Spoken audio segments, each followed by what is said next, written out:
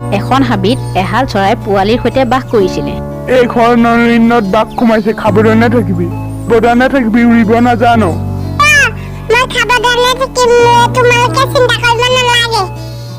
সৌটো চৰাই এটা দেখিছো, আজি ইয়াক খাব লাগিব।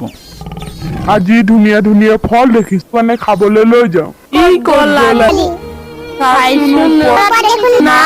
ওপৰে তলে নেদেখি সিহঁতৰ বহুত চিন্তা হ'ল। সিহঁতে অইন চৰাইৰ ওচৰলৈ গ'ল। নাই, আমি তোমাৰ পোৱালি দেখা নাই। কিয়, কি হ'লনো? বাঘ সোমাইছে, মোৰো পোৱালি খালে। তোমালোকে সাৱধানে থাকিবা, পোৱালি চব তলত থাকিবই নালাগে। মই হৰিণাৰ ওচৰলৈ যাওঁচোন, সি বা কি কয়। তলত এটা পোৱালি বহি থকা দেখিছো, তাক আজি ধৰোগৈ। ধৰি পেলাই তাক বনৰ ৰজাৰ হাতত দিম।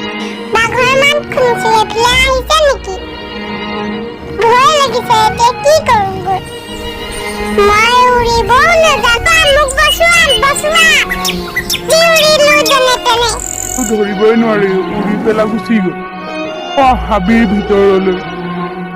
বনত থাকি চৰাই এটা ধৰিব নোৱাৰো, চৰাই এটা চিকাৰ কৰিব নোৱাৰো। মোৰ বনৰ পৰা ওলাই গুচি যা। বনৰ ৰজাই তাক খেদি পঠিয়ালে।